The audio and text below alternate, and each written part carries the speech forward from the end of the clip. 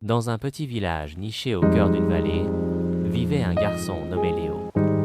À seulement 10 ans, Léo avait déjà le cœur rempli de rêves. Il rêvait de devenir un grand artiste, de peindre des toiles qui raconteraient des histoires, de voyager à travers le monde et de voir des endroits qu'il ne pouvait qu'imaginer. Mais Léo était pauvre. Sa famille vivait dans une petite maison en bois, et chaque jour était une lutte pour mettre de la nourriture sur la table. Le père de Léo travaillait dur dans les champs, et sa mère rapiéçait les vêtements des villageois pour gagner quelques pièces. Léo faisait ce qu'il pouvait pour aider. Il ramassait du bois de chauffage, s'occupait des chèvres, et faisait des courses pour les voisins. Mais chaque soir, avant de s'endormir, il sortait un vieux carnet usé et dessinait. Avec des crayons à moitié usés, il esquissait des montagnes, des étoiles, des visages et des rêves. Un jour, une nouvelle s'est répandue dans le village.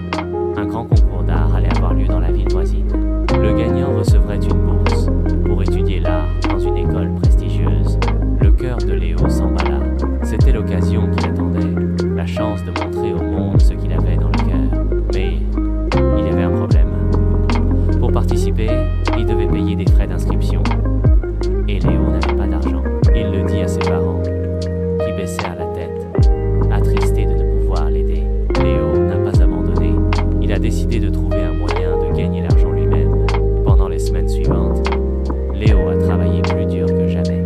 Il a vendu de petits dessins aux villageois, a aidé à construire une clôture pour un fermier et a même ramassé des objets jetés pour les revendre. Il a économisé chaque pièce, chaque centime, avec une détermination inébranlable.